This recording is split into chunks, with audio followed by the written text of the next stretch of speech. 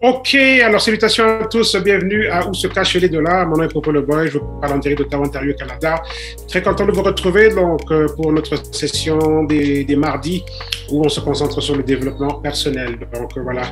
Alors, le développement personnel est tout simplement 80 à 90% du succès lorsqu'on veut devenir entrepreneur, lorsqu'on veut faire quelque chose d'autre que ce qu'on nous a appris en tant que tel, en termes des réflexes des employés. Vous voyez, l'une des choses les plus difficiles, c'est le réflexe que les gens ont en tant qu'employés.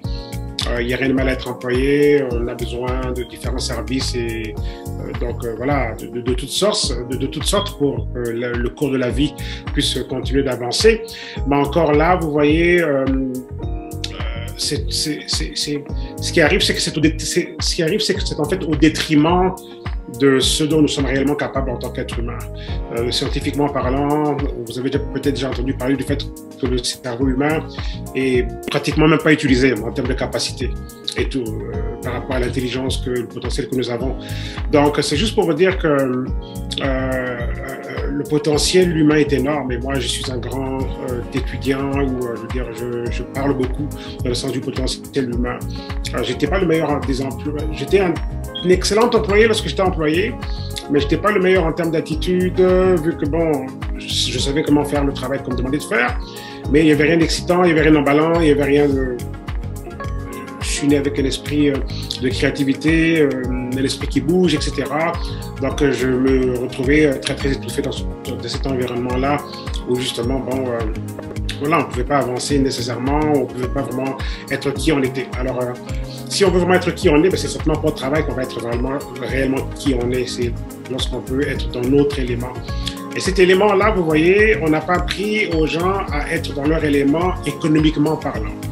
On sait tous qu'on a un talent en nous, on sait tous qu'on peut réaliser telle ou telle chose, on le sait. Dans votre famille, quelqu'un vous a peut-être déjà dit, ok, wow, vous êtes doué dans ceci, doué dans cela, etc. On vous a peut-être déjà dit le nombre de choses qu'on vous imagine faire ou le nombre de choses que les gens pensent que vous êtes capable de faire. Vous voyez, mais encore là, est-ce que ça veut dire que vous allez nécessairement être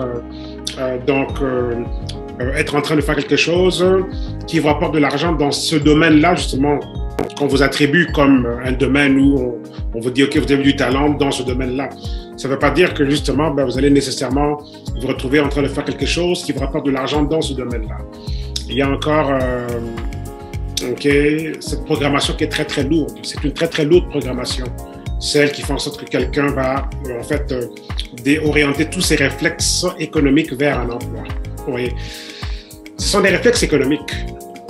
Et on apprend un enfant à être entrepreneur dès le jeune âge, ces réflexes économiques vont aller vers l'entrepreneuriat, va aller vers, OK, qu'est-ce que je peux mettre sur pied, comment est-ce que je peux me positionner pour que je puisse avoir un produit, un service qui suscite une extraordinaire demande, où je peux alors donc recevoir une contrepartie financière pour la chose que j'offre.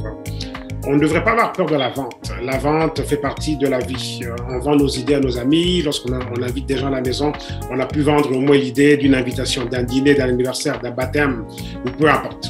Donc, un mariage, on a pu au moins vendre l'idée. Et tout quelqu'un qui est marié a vendu l'idée, OK, que bon, voilà, on pourrait passer notre vie ensemble. C'est une idée qui a été vendue. Donc, on doit arrêter d'avoir peur de la vente en tant que telle. On doit arrêter de s'imaginer qu'il y a quoi que ce soit de dévastateur, quoi que ce soit, en tout cas, au niveau de la vente, qui est juste, qui paralyse les gens en termes de phobie. Beaucoup se retrouvent complètement en phobie totale. Juste à penser à devoir vendre quelque chose à quelqu'un, c'est comme si, OK, non, je suis pas vendeur. Et souvent, les gens disent ça comme si on devrait applaudir la personne qui dit oui, je suis pas vendeur. Non, ça s'applaudit. Je veux dire, c'est clair qu'il n'y a rien à applaudir là, mais les gens parfois se comportent comme s'il fallait quasiment applaudir le fait que quelqu'un dise, OK, non, je suis pas vendeur. OK, mais c'est quoi? Qu'est-ce qu'il y a de mal avec la vente? Vous voyez, c'est comme s'il y a de façon non révélée ou non dite une espèce de connotation négative autour de qui est vendeur. Mes chers amis, pour se procurer tout ce qu'on a pu avoir jusqu'à présent à la maison, quelqu'un a dû vous le vendre. Donc, il n'y a aucun problème à vendre. Je veux dire, la vente n'est que la réponse à un besoin. Si on a besoin de quoi que ce soit, il faut bien que quelqu'un vous l'apporte. Il faut bien que quelqu'un vous le vende et tout. Alors, c'est l'élément le plus important et il y a déjà des grands experts dans le temps qui avaient déjà dit il y a plusieurs années que le métier ou la position la plus payée au monde était le métier du vendeur. Pas un vendeur, ok, genre vendeur de magasin en tant qu'employé, mais le vendeur qui peut donc pouvoir tirer profit des ventes, mais de sa propre entreprise ou sa propre structure. Même si c'est un partenariat et qu'on vend et qu'on a des commissions, donc il n'y a pas de limite au nombre de personnes qu'on peut donc recruter, le nombre de clients qu'on peut recruter, donc on peut s'enrichir. Donc la position du vendeur est définitivement la position la plus payée au monde. Je répète encore, la position du vendeur est la position la plus payée au monde. Je répète encore, la position du vendeur est définitivement la position la plus payée au monde. Est-ce que c'est vrai que de nos jours, il y a pas des gens qui vont aller faire des investissements, ok, sur les marchés financiers et puis faire des gros profits sur les investissements? Oui, c'est sûr. Ok, il y en a qui font des millions régulièrement et même plus, juste ok, donc en investissant. Ok, dernièrement, on a vu comment est-ce que le monde a beaucoup changé avec l'avènement de la crypto-monnaie et comment est-ce qu'on s'est retrouvé avec une jungle financière hors de contrôle où beaucoup de compagnies se sont lancées pour, on va dire, lancer les supercheries. Okay, où les gens ont été mettre des millions et des millions et des millions et finalement ça finit en queue de poisson. Et en même temps aussi, beaucoup vont faire énormément d'argent et de l'argent non réglementé juste par la crypto-monnaie, quoique les réglementations commencent maintenant à rentrer. Ça n'allait pas continuer comme ça, les gouvernements n'allaient pas laisser passer cette histoire donc telle qu'on l'a vu donc, se dérouler dans les dernières années. Donc voilà, alors... donc oui, c'est vrai que dans les marchés financiers, quelqu'un peut tout simplement avoir de l'argent qui se multiplie, mais encore là, cet argent qui se multiplie est basé sur de la vente quelque part. Il y a de la vente de produits et services qui font en sorte que, on peut investir son argent dans certains secteurs qui promettent et quand la valeur de certaines compagnies monte et tout, donc la valeur des compagnies ou la valeur des parts d'une compagnie, donc des actions, etc. Et tout, donc du coup, oui, il y a des retombées financières extraordinaires et tout. Mais même lorsqu'on regarde le domaine des finances, on voit quand même que même dans ce domaine-là, c'est basé sur de la vente. Il faut bien qu'il y ait des transactions quelque part de vente pour que finalement on puisse dire que oui, en mettant notre argent dans les différents marchés financiers et tout, donc on pourra en retirer un profit. Donc toutes ces valeurs et ces spéculations et tout ce qui se passe là, c'est toujours basé sur des échanges quelque part. Donc on ne peut pas se départir de l'idée de la vente. Alors j'aimerais nous inviter aujourd'hui à réellement embrasser et apprécier et se forcer vraiment donc de changer notre vision des choses par rapport à ça. Beaucoup d'entrepreneurs sont affectés dans leurs efforts donc entrepreneuriaux, juste parce que quelque part, ils n'ont pas encore résolu au fond d'eux, dans leur subconscient, cette question de la vente. Vous voyez, c'est pas encore résolu tout à fait, c'est pas encore résolu. Et si on peut résoudre cette question-là, si on peut résoudre cette ambiguïté-là, beaucoup donc se retrouveraient donc en train de faire des exploits extraordinaires. Si on pouvait juste résoudre l'ambiguïté, l'ambiguïté de ce facteur, est-ce que vraiment je suis à l'aise avec l'idée de la vente? Est-ce que suis-je à l'aise? Je suis à l'aise avec l'idée de la vente. Donc voilà, alors, qu'est-ce qui peut aider quelqu'un à être à l'aise avec l'idée de la vente? Donc, est-ce qu'on a confiance au produit qu'on veut vendre? Est-ce qu'on a confiance au produit? Est-ce qu'on sait comment parler du produit? Parler du produit n'est pas l'élément essentiel pour savoir vendre. Pour savoir vendre et tout, c'est pas juste de parler du produit en tant que tel, il faut aussi savoir écouter l'auditoire. Il faut aussi savoir écouter, que veut le client?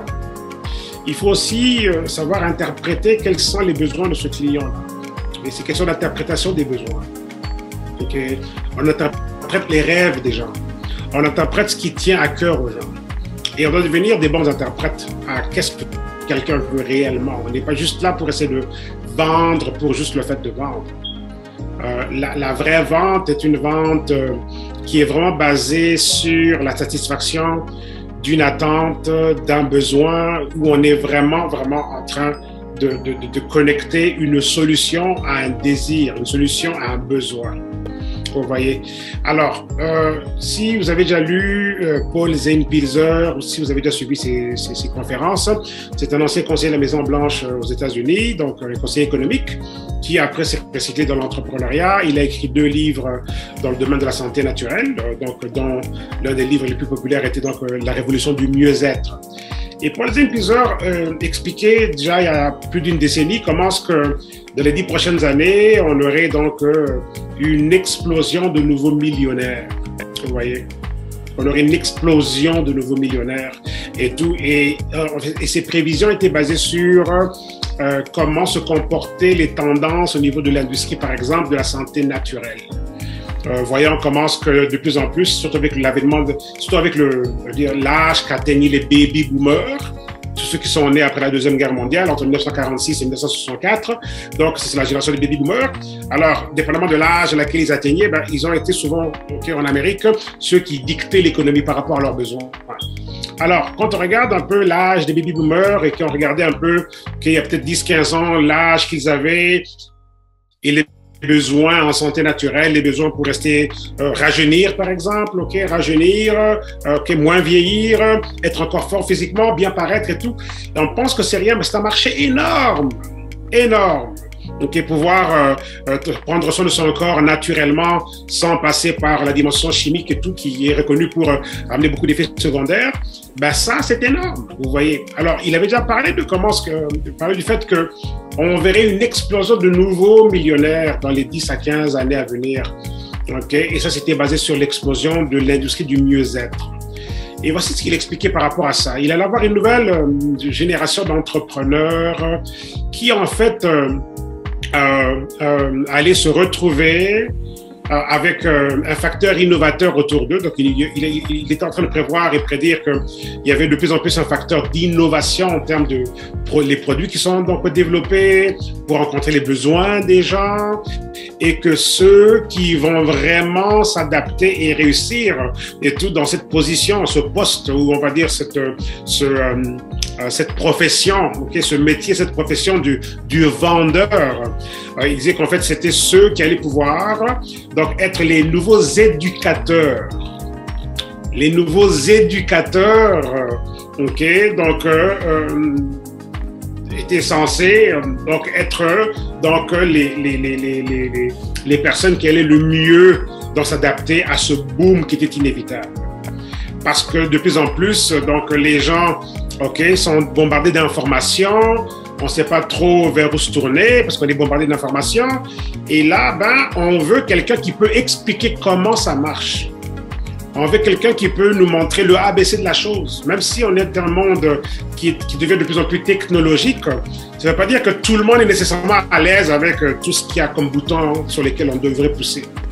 On veut encore que quelqu'un nous explique comment ça marche, qu'est-ce que c'est, qu'est-ce qu'il y a de bien là pour moi, qu'est-ce que je peux en tirer. Vous voyez? Donc, basé là-dessus, on pouvait déjà donc prévoir qu'on rentrait dans des années où de plus en plus ceux qui se connectaient à des opportunités, qui s'associaient à des opportunités, à des plateformes où justement on peut éduquer la masse sur les bienfaits et les vertus de tel produit ou service, les nouveaux éducateurs donc allaient devenir les nouveaux riches. Je répète encore. Il parlait de comment est-ce que les nouveaux éducateurs allaient être en fait les nouveaux riches. Les nouveaux éducateurs allaient devenir les nouveaux riches. Je répète encore, les nouveaux éducateurs allaient devenir les nouveaux riches. Vous voyez? Donc, est-ce que ça veut dire que tout le monde doit devenir expert? Pas nécessairement. Mais on doit pouvoir gérer l'information pertinente et savoir écouter quels sont les besoins du marché. Regardez là, le monde vient de traverser une tornade, une tempête et tout, qui a changé l'économie mondiale. Au Canada, plus de 200 000 commerces sont fermés pour toujours, dû aux quarantaines. 80% des travailleurs ne veulent plus retourner à leur emploi. Aux États-Unis, en septembre 2020, plus de 650 000 femmes ont quitté leur emploi corporatif payé, vraiment, je veux dire, avec haut salaire et tout, pour devenir des mamans à la maison pour leurs enfants. Oui, vous voyez un peu. Alors, donc, on a un monde qui a changé. Les statistiques par rapport à la santé mentale vont aussi révéler que les consultations de santé mentale étaient au plafond. Parce que cette période et tout de quarantaine et tout ce que le monde donc, a vécu dans les 2 dernières années fait en sorte que donc, le stress est monté à un autre niveau. Donc, ça veut dire quoi? Ça va opportunité pour vendre les produits adaptogènes. Adaptogènes qui gèrent le stress, parce que le stress est au summum en ce moment. Vous voyez? OK? Donc, est-ce qu'on peut écouter notre auditoire? On sait qu'en ce moment, le monde traverse une période de stress énorme. Voilà le moment venu de proposer des produits adaptogènes. Alors, tout entrepreneur qui se retrouve dans un circuit, un réseau quelconque, qui a une opportunité d'avoir une main mise sur des produits qui sont la réponse à ce stress qui dérange les vies des gens, qui font qu'il y a des consultations psychiatrie, donc, OK, donc, dépasser le plafond, OK, donc vraiment, donc, il y a une explosion de consultations en psychiatrie et tout. Pourquoi? Parce que les gens sont déprimés, il y a des tentatives de suicide, les gens ne savent plus comment fonctionner. Donc, le niveau de dépression est tellement élevé juste dans les 2 dernières années. Vous voyez? Alors, un entrepreneur qui regarde ça, qui sait écouter son marché, il voit tout de suite que, OK, voilà le moment de pouvoir aller de l'avant et de dire, OK, voici des solutions extraordinaires, naturelles, qui vont pas endommager vos corps et tout, qui vont au contraire non seulement ramener les éléments et tout, qui vont gérer le stress et tout, mais voilà encore quelque chose qui vous aidera à mieux dormir, par exemple. Voilà encore un produit qui vous aidera donc à vous sentir mieux, plus ambitieux, de bonne humeur, etc. Et c'est ça que l'on veut. Quand on va voir un psychiatre parce qu'il y a un problème de stress et tout, quelque part, il y a un mal en nous, OK, qui est transporté et dont on veut se débarrasser. Vous voyez? Donc, les statistiques donc, du domaine médical, en tout cas au niveau de des maladies mentales, OK, ont révélé dans les 2 dernières années que les consultations psychiatriques étaient donc au plafond. Pourquoi? Parce qu'on est vient de traverser une période de stress.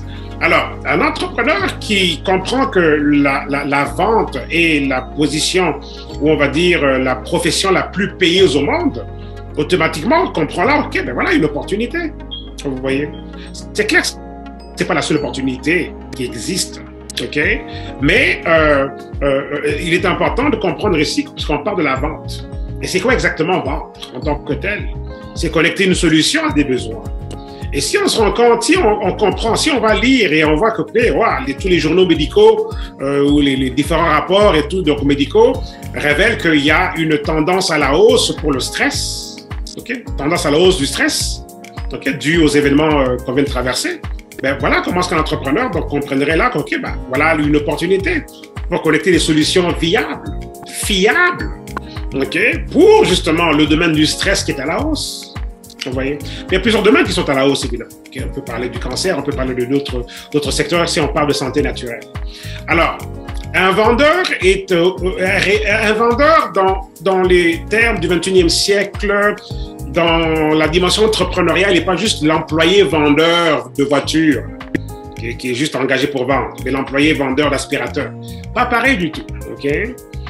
Le vendeur entrepreneur, OK, vend un rêve, vend une solution, vend un idéal, il vend un mouvement, il vend un style de vie, il vend en fait un idéal. OK? Moi, je parle souvent du concept de vivre sa meilleure vie maintenant. C'est tout un mouvement que l'on vend. Si je parle de vivre sa meilleure vie maintenant, c'est ça. Je vends le rêve, je vends l'idéal, je vends la vision, je vends ce que beaucoup recherchent.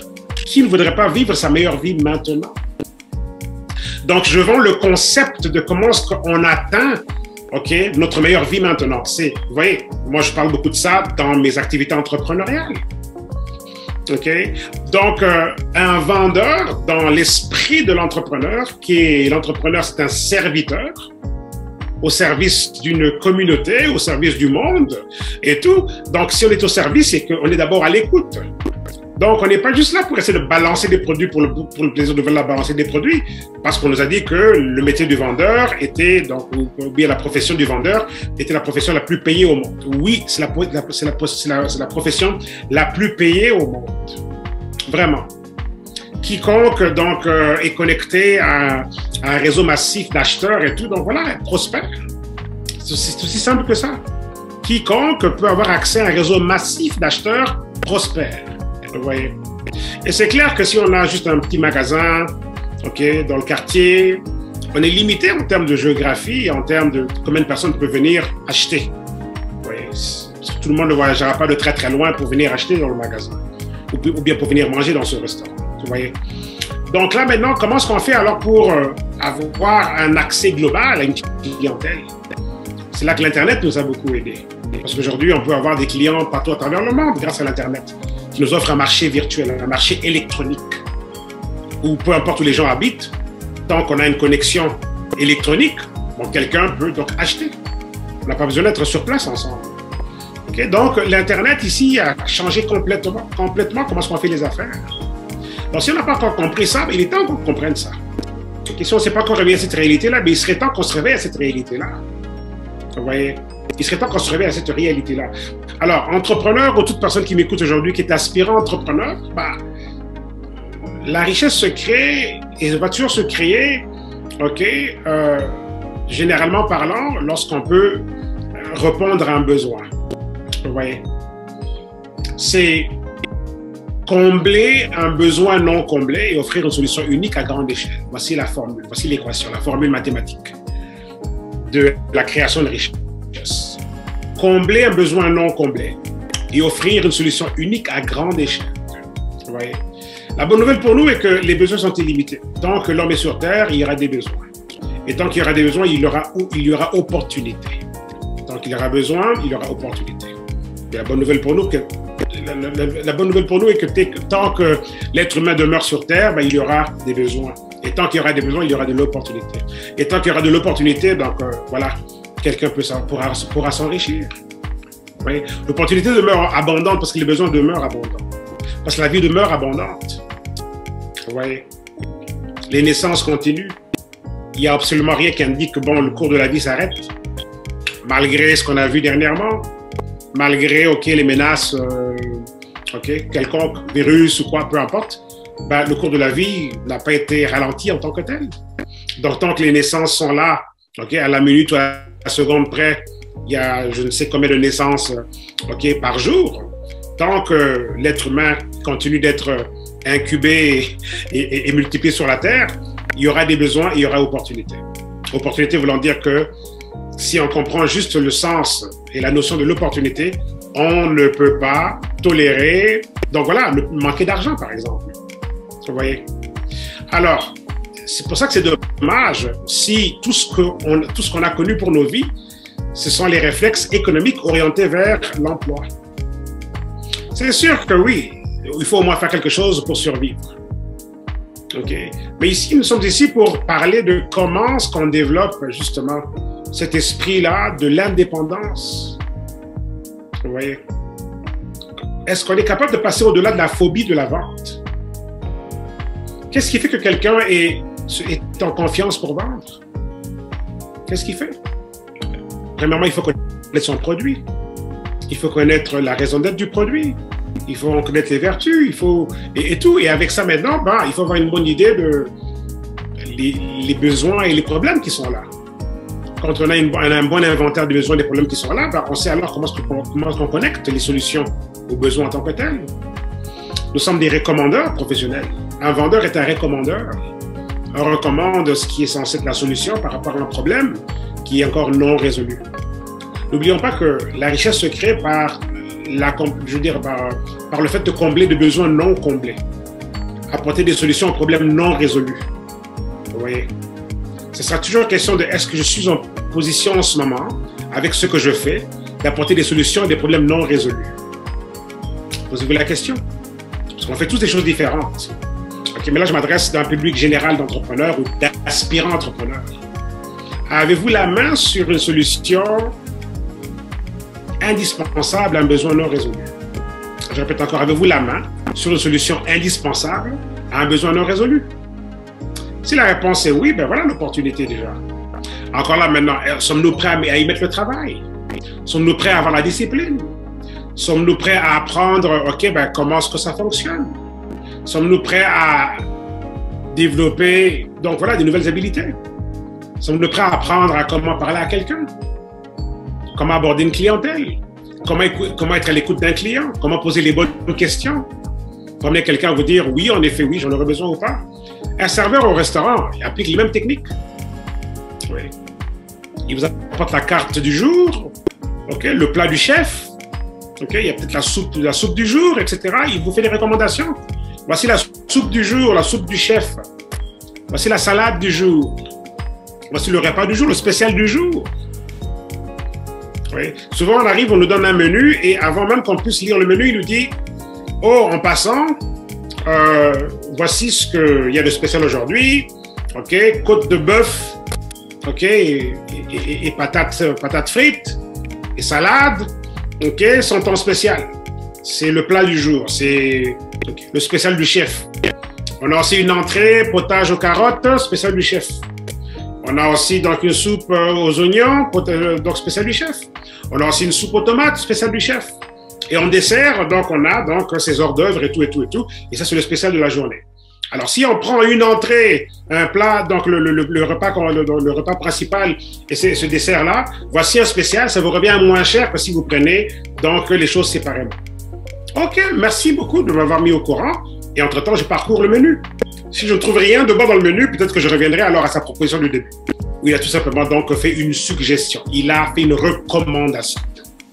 Vous voyez? Alors, un vendeur professionnel fait tout simplement des recommandations. Un vendeur avec l'esprit d'entreprise, l'esprit d'entrepreneurial, fait tout simplement des recommandations basées sur, basées sur l'objectif de combler des besoins non comblés. Vous voyez? Et on le fait avec l'esprit du service. Nous sommes au service de ceux qui ont des besoins à combler. Et nous sommes alors des solutionneurs. Nous sommes des connecteurs. Vous voyez? C'est aussi simple que ça. C'est vraiment aussi simple que ça. Donc, comment est-ce qu'on prospère dans cette profession du vendeur, qui est la profession la plus payée au monde? Ben, on s'améliore en termes de devenir un connecteur. Oui. Et on s'améliore aussi en termes de suivi. On s'améliore aussi en termes de... En psychologie de la vente, on nous apprend que pour que quelqu'un finalement mette sa main dans son portefeuille et achète quelque chose, il a besoin d'avoir été exposé à ce produit ou à la chose au moins 7 fois. Okay? Après 7 expositions, finalement, donc, voilà quelqu'un qui est prêt à acheter, après avoir été exposé 7 fois à la chose. Juste le fait de la répétition. Donc, ça veut dire que si on veut développer une clientèle, ben, on ne se décourage pas si on nous fait attendre 1 ou 2 fois ou 3. On sait qu'on a en moyenne 7 expositions pour que quelqu'un, donc, finalement, se décide d'acheter. Vous voyez? J'ai fait une présentation la semaine dernière pour aider un partenaire d'affaires avec un de ses clients potentiels, un prospect. Et c'était quoi en fait le cadre de cette rencontre? Ce monsieur, ça faisait 10 ans qu'il entendait parler de cette solution dont lui parlait son ami avec qui il travaille ensemble et son collègue d'emploi. 10 ans. C'est sûr que là, on est au-delà de cette exposition. Je ne sais pas en 10 ans combien de fois il a été exposé. Si on va dire qu'il a été exposé au moins 1 fois par an, ben peut-être qu'il a été exposé 10 ans. Et peut-être que dans les 10 ans, il a été exposé 7 fois justement. Je n'ai pas les détails de leurs échanges. Mais ça a pris 10 ans. Et finalement, 10 ans après, voilà ce monsieur super enthousiaste qui dit oui, je suis prêt. Vous voyez? Donc là, entre-temps, ben, la personne qui était en position de conclure l'affaire était définitivement contente. Donc ça a payé évidemment de comprendre que c'était un processus et qu'on est à l'écoute des besoins des gens. Vous voyez? On ne veut pas juste vendre pour vendre, on doit réellement avoir un désir de pouvoir rencontrer les gens au niveau de leurs besoins. S'ils ne sont pas prêts, ou bien ça ne rencontre pas leurs besoins, pas grave. Notre but à nous, si on doit comprendre que la profession du vendeur est la profession la plus payée au monde, elle est vraiment basée sur est-ce qu'on peut être à l'écoute de qu'ont besoin les gens, de quoi ont besoin les gens. Vous voyez? Donc voilà, alors n'ayons pas peur de la vente. N'ayons pas peur de la vente du tout. Les gens sont trop rapides à dire « Oh, moi je ne suis pas vendeur ». Oui.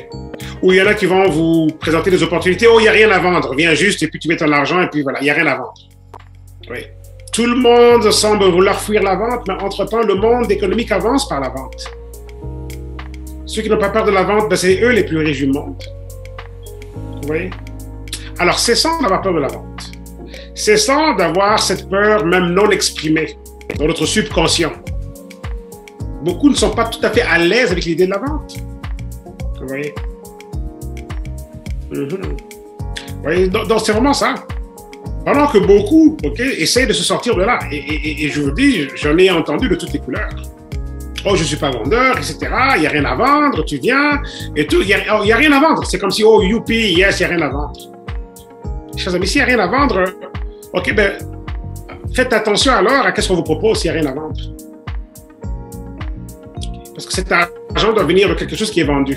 Alors, s'il n'y a rien à vendre et que, voilà, tu mets ton argent et puis c'est comme, ok, peut-être que oui. Pendant quelques mois, ça peut fonctionner. Waouh, j'ai mis $100 et voilà, j'ai fait $1000. Qu'est-ce qui s'est réellement passé? Vous voyez? Alors, cessons d'avoir peur de la vente. Ok? Cessons d'avoir peur de la vente. Dieu lui-même a établi un système justement basé sur la vente. Vous voyez?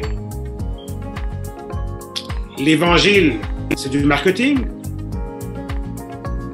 Quand on annonce la bonne nouvelle, quand le Christ nous dit qu'il a été oint, par onction divine, mandaté par onction divine, pour apporter la bonne nouvelle aux pauvres, ben, c'est quoi ça la bonne nouvelle aux pauvres? Ben, il vient vendre aux pauvres.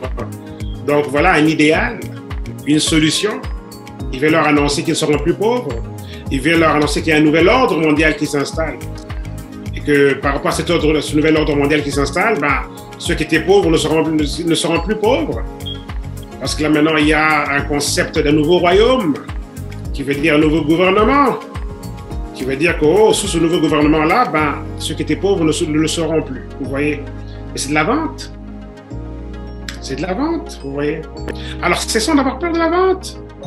C'est partout autour de nous, la vente, les amis. Cessons d'avoir peur de la vente. Et dorénavant, faisons attention à lorsque les gens parlent. Oh, je ne suis pas vendeur, oh, il n'y a rien à vendre. Et souvent, inconsciemment, on ne se rend pas compte qu'on approuve ça. C'est comme, ok, on approuve ça. Non, on ne peut pas approuver ça. Si on comprend ici qu'on est un entrepreneur ou bien aspirant entrepreneur et que notre salut financier dépend de la vente, ben, on ne peut pas appuyer ces faux idéaux, véhiculés partout. Comme si on devrait applaudir quelqu'un qui dit que je ne suis pas vendeur ou il n'y a rien à vendre. Vous voyez? Alors, on doit faire très attention à ça parce que ça affecte comment est-ce qu'on performe comme entrepreneur. Ça affecte comment est-ce qu'on devrait performer. Chers amis, on doit embrasser l'idée de la vente. On doit être enthousiasmé. Oui. C'est pour ça que c'est bien d'être connecté à des solutions auxquelles on croit. Si on est emballé par ce à quoi on croit, ben, l'élan que l'on a est différent. Lorsqu'on est nous-mêmes emballés par la chose, l'élan est différent. Lorsqu'on est réellement emballé, l'élan est différent. Lorsqu'on y croit, il y a une passion qui s'ajoute à ça. Il y a une énergie en extra. On a une conviction qui est de très haut niveau. Le refus ou la négativité de quelqu'un ne nous dérange vraiment pas. Parce qu'on sait que c'est la bonne chose à faire. Oui. On sait que le produit ou la solution, c'est la bonne solution. Quelqu'un peut ne pas être prêt, mais nous, on doit être complètement résolus par rapport au fait que oui, c'est vraiment quelque chose dont on a besoin.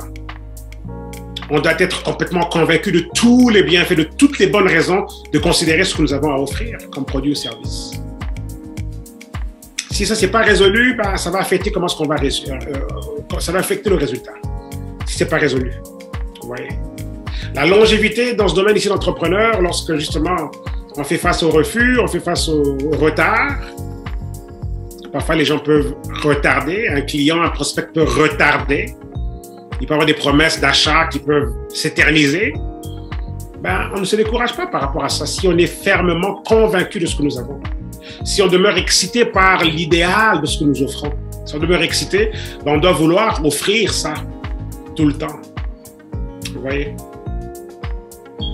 Moi, je m'adresse à vous aujourd'hui et je sais que ce que je dis est de valeur extraordinaire et indispensable et juste indispensable. Je suis entièrement convaincu que ce qui est enseigné en ce moment est indispensable, peu importe qui on est en tant que tel. Le savoir, la révélation, les concepts ou ce qui est expliqué est indispensable. Vous voyez? J'ai pas besoin qu'on me dise, ah tiens, c'est vrai que c'était vraiment de grande valeur. Je le sais que c'est de grande valeur. Et je le dis sans aucune arrogance.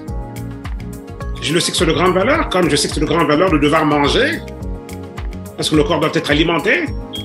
Comme je sais que c'est de grande valeur de devoir mettre des antioxydants dans nos corps, des anti-inflammatoires. Comme je sais que c'est de grande valeur de pouvoir mettre des adaptogènes dans nos corps. Quand on comprend que nos corps subissent un certain degré de stress pour toutes sortes de circonstances. Quand on comprend que les adaptogènes aussi donc, viennent aider notre système immunitaire à fonctionner correctement, de façon optimale. Vous voyez? La conviction est là. Alors, quand on doit être devant un auditoire, un public, un marché et tout, et qu'on comprend que la profession la plus payée au monde est celle du vendeur, ben on doit justement ne pas se laisser intimider ou refroidir par le fait que, donc voilà, un marché peut être lent à réagir. Oui. Un marché peut être lent à réagir, mais si on est convaincu de ce que nous avons, ben, chers amis, on ne se décourage pas par rapport à ça.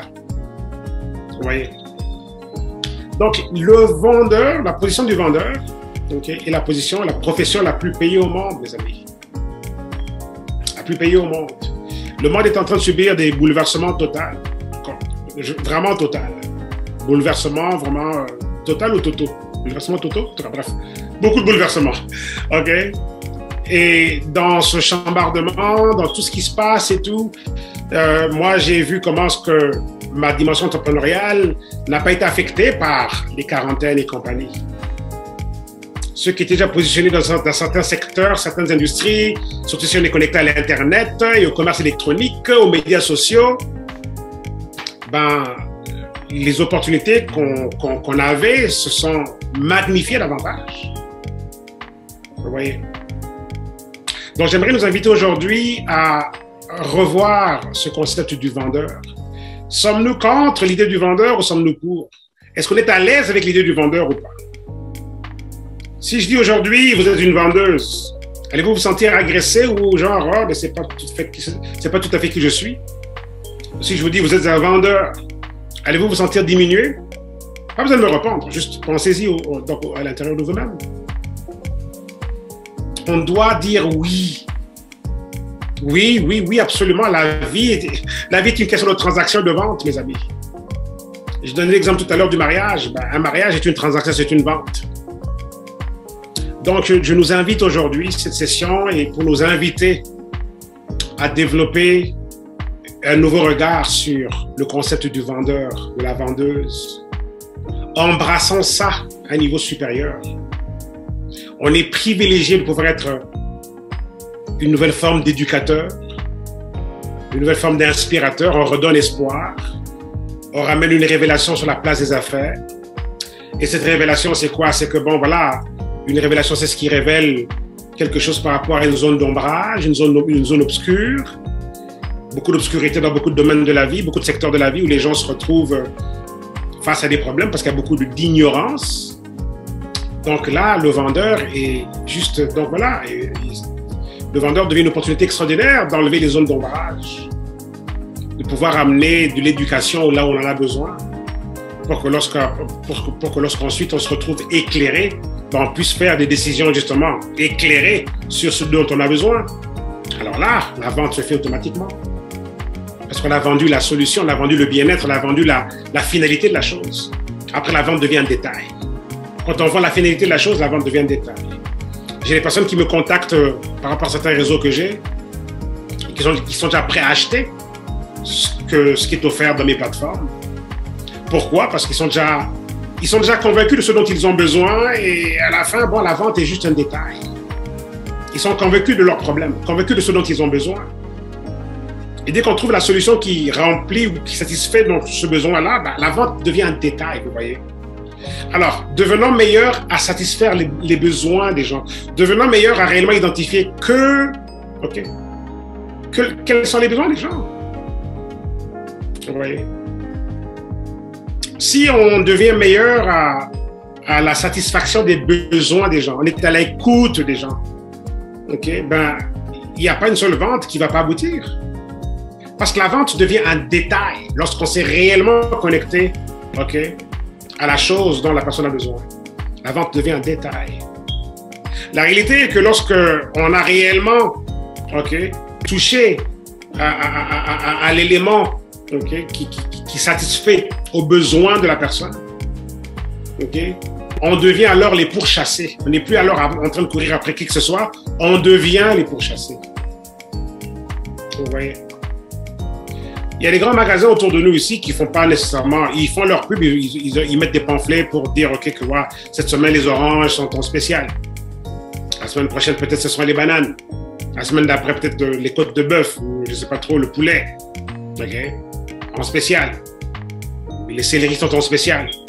Et évidemment, ils publient toutes ces choses-là pour qu'on sache ben voilà, tomates en spécial, carottes et tout et tout. Mais en termes de publicité comme telle et tout, il y a des structures tellement établies qui font en sorte que bon voilà, les gens vont tous les jours dans ces mêmes magasins d'alimentation. Vous voyez? Les gens y vont, tout simplement. Parce que justement, donc voilà, on sait exactement ce dont on a besoin, on sait que on peut retrouver dans ce lieu ce dont on a besoin. Et donc, quand les choses sont faites correctement, on est pourchassé. Vous voyez? Le vendeur qui va toujours vers son auditoire, et il doit le faire, est un vendeur qui n'a pas encore réussi le match de la conviction ou de l'établissement du caractère indispensable de la solution qui est offerte pour que les gens maintenant viennent après lui. Vous voyez?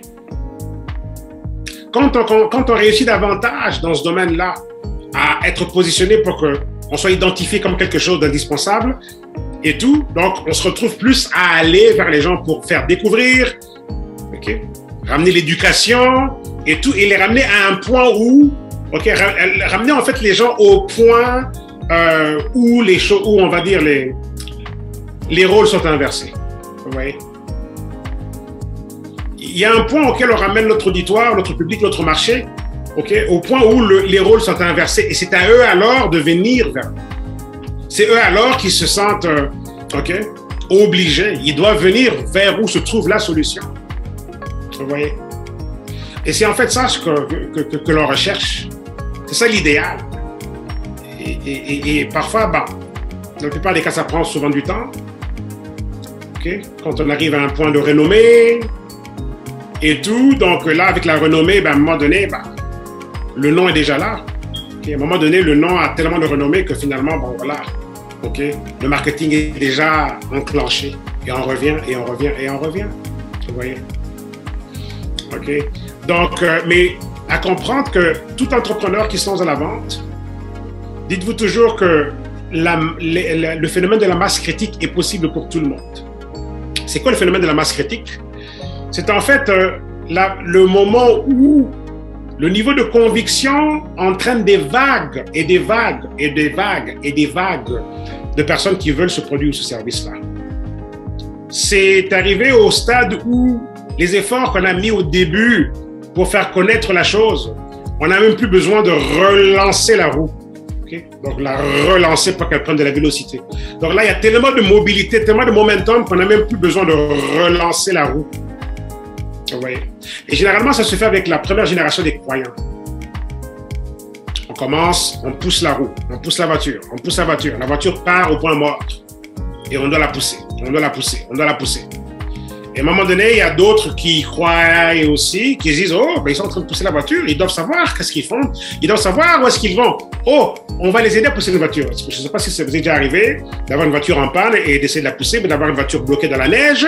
Par exemple, si vous habitez dans un pays où il neige, et on essaie de sortir la voiture de la neige, et graduellement, on se retrouve peut-être à 10, parce qu'on vous voit en train de pousser la voiture, et finalement, il y a d'autres personnes qui étaient de passage dans les parages, qui vous voient, tiens, on va aller l'aider.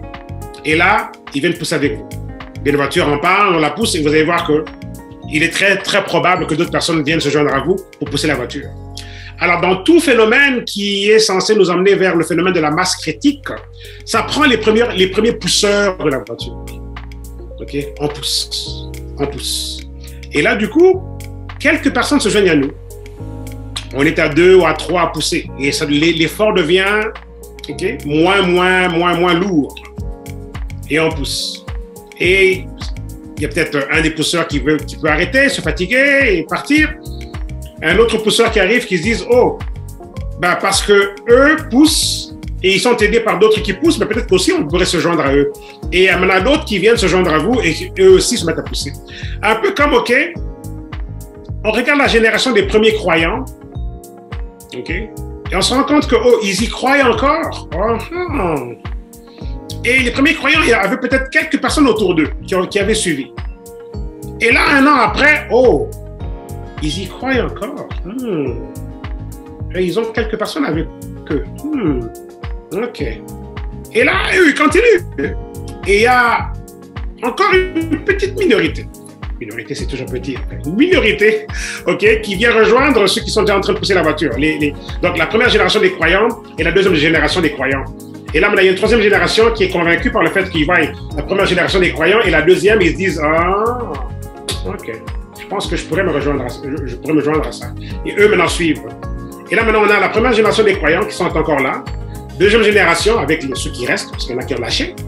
Et la troisième génération maintenant qui est là. Et là, maintenant, on a 3 générations de croyants qui poussent. On est à la 3e année.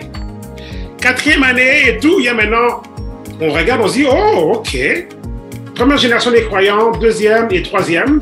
Oh, ils sont encore là. Wow! Même les premiers croyants sont encore là. Et d'autres aussi les ont rejoints.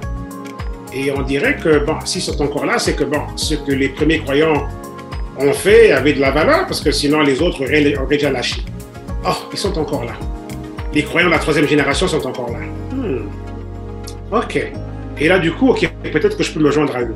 Et on a la 4e génération des croyants qui rejoignent, génération 1, 2 et 3. Et là, on a 4 générations de croyants qui poussent la voiture. Et la voiture, maintenant, prend de plus en plus de vitesse. Parce qu'entre-temps, OK, bah, avec plus de mains qui poussent, bah, la vélocité s'améliore. Vous voyez? Et là, et peut-être que quand les premières générations avaient démarré, à un moment donné, bah, quand il y a des gens qui lâchaient, bah, ça prenait que de refaire le même effort du point mort. Repousser encore la voiture du point mort. Parce que bon, il y a eu 2-3 personnes qui nous ont aidés, mais qui ont lâché. Et on fait encore tout l'effort nous-mêmes de repousser encore la voiture. OK? N'oublions pas qu'il y a eu ça aussi dans le processus. Et là, maintenant, on arrive à la 5e année. Oh! On regarde, on se dit, waouh! Les premiers croyants sont encore là. 5 ans plus tard. Et il y a encore de ceux qui étaient la 2e génération des croyants qui croient encore. Donc, il doit y avoir quelque chose de valable là parce que les premiers sont encore là, ils n'ont pas lâché, mais les 2e aussi, ils sont restés. Mais les 3e aussi, on voit qu'il y a encore ceux de la 3e génération des croyants qui n'ont pas lâché non plus. Et les 4e, OK, waouh, OK. Bah, je pense que je peux me rejoindre. Je peux me joindre. Okay. Je peux me joindre à ce que je vois là. Après 5 générations de croyants comme ça, et surtout les croyants originaux qui n'ont pas encore lâché, je pense que je peux me joindre à ce mouvement. Et là, la 5e génération des croyants vient rejoindre, OK, ceux qui ont cru en premier. Ils sont motivés par ceux qui ont cru en 2e lieu, mais qui sont encore là. Ils sont encore de plus en plus motivés par la 3e génération des croyants qui ont suivi les premiers et les 2e. Et ils voient encore que, wow, il y a une 4e génération des croyants qui, elle aussi, a été motivée par la 1re, 2e et 3e. Et puis finalement, c'est du genre, OK, bah, je pense qu'il est temps que je rejoigne ce groupe. Et là, maintenant, ils vont rejoindre. Et là, on a 5 générations de croyants. Et après, à un moment donné, quelque chose se passe. Là, mais les observateurs externes voient 5 générations de ceux qui ont cru. OK. Les initiaux et ceux qui ont suivi qui sont encore là. Et c'est comme, OK, je pense que là, à ce stade-ci, avec 5 générations de ceux qui ont cru et qui se maintiennent, soit ils ont trouvé quelque chose de bien et que nous, on ignore, soit je ne sais pas trop c'est quoi, mais je pense que moi, entre-temps, j'ai rien fait de spécial pendant ces 5 années. Il ne s'est rien passé de spécial, ma vie est encore au même point. J'ai encore le même emploi, le même salaire limité, les mêmes maux de tête et factures et tout. Peut-être qu'il est temps que je rejoigne ce mouvement-là. Peut-être qu'il est temps que finalement je prenne ces produits qu'on m'a proposés pour que mon corps, finalement, OK, soit mieux. Et là, du coup, il y a une masse qui vient rejoindre un phénomène en cours. Et là, on atteint ce qu'on appelle la masse critique. C'est là que je veux dire, les effets composés, okay? Les effets, en fait, les effets des intérêts composés, okay? Sur le temps, les efforts des premiers croyants, etc., 2e, 3e, quatrième, cinquième génération. À un moment donné, on atteint la masse critique. La masse critique ressemble à 5000 nouveaux clients dans votre structure tous les mois, tous les jours, chaque semaine, 10 000 nouveaux clients dans votre structure à vous. Vous voyez, magasin, peu importe, votre structure, votre mouvement, votre système. Vous voyez, la masse critique. Et là, on est là en train d'observer un phénomène qui se fait. Parce que là, maintenant, l'effet boule de neige fait en sorte que, donc, voilà, ça emporte tout le monde. Et tout le monde rejoint. Vous voyez? Mais ça a pris graduellement des premiers croyants qui n'ont pas lâché. Vous voyez? Alors, mes amis, la profession du vendeur est celle qui est la plus payée au monde. Mais un vendeur, dans l'esprit de l'entreprise, dans l'esprit de l'entrepreneur, dans l'esprit du service, dans l'esprit du leadership de servitude, comprend qu'il s'agit de connecter les solutions à des besoins. Il comprend qu'il s'agit de servir avant de vendre. Et si on peut servir avant de vendre, on finit par vendre. Parce que c'est le service qui vend finalement à la fin. Vous voyez? C'est ça, y croire. Rester connecté sur le service. Et être connecté à des personnes qui y croient aussi à la même chose que vous. Et en bout de compte, à la fin, on est au milieu d'un phénomène dont on ne comprend pas. Ça peut arriver dans votre ville, dans votre village, dans votre région, pays. Ça peut se faire à l'échelle globale. Quelqu'un peut se retrouver dans un mouvement en ligne complètement explosif, avec des suiveurs là, sur Instagram en millions de personnes ou en centaines de milliers de personnes. Vous voyez? Mais ça doit partir de quelque part. Alors, mes amis, la profession du vendeur est la plus payée au monde. Mais on vend quoi? Qu'est-ce qu'on vend? Vous voyez? Qu'est-ce qu'on vend? Vous voyez? OK? Alors, cessons d'avoir peur de la vente. Cessons d'être intimidés. Cessons de se laisser avoir par tous les idéaux négatifs qui ont été développés au cours du temps. OK? Basés sur l'esprit de peur, l'esprit de l'échec, l'esprit de... Okay? Juste l'esprit de l'échec, tout simplement. L'esprit, en fait, c'est la peur d'échouer. La peur de se faire dire non, tout simplement. Et les gens appréhendent cette douleur-là, ils préfèrent juste développer une carapace et sortir des idéaux complètement négatifs et complètement erronés sur l'idée de la vente. Vous voyez? Le vendeur est le plus payé au monde. La profession du vendeur est celle qui est la plus payée au monde, mes amis. Okay? Mais encore là, on n'est pas vendeur d'aspirateur ou vendeur payé là, comme vendeur de voiture. C'était pas pareil du tout. Okay? On est des porteurs de bonnes nouvelles. Nous sommes des évangélistes des marchés des affaires. Vous voyez? C'est comme ça qu'on devrait le voir. Alors, si on peut ajuster nos cœurs à ça, comprendre l'esprit du service, ok? Et quand on a compris l'esprit du service, on devient motivé, excité, ça devient une passion. Parce que notre satisfaction, c'est lorsqu'on a pu servir, vous voyez? Et la vente est une conséquence du fait qu'on a pu servir. La vente est une conséquence, vous voyez? Donc voilà, mes amis, ça conclut notre session sur donc, où se cachent les dollars. Les dollars se cachent donc se cachent entre autres, ils se cachent dans différents endroits. Mais les dollars se cachent définitivement dans la profession la plus payée au monde, qui est celle du vendeur. Elle se cache dans comment le vendeur s'y prend. Elle se cache dans l'esprit du vendeur. Elle se cache dans tout ce qui a été développé aujourd'hui. Oui. Elle se cache dans le fait de pouvoir rendre service.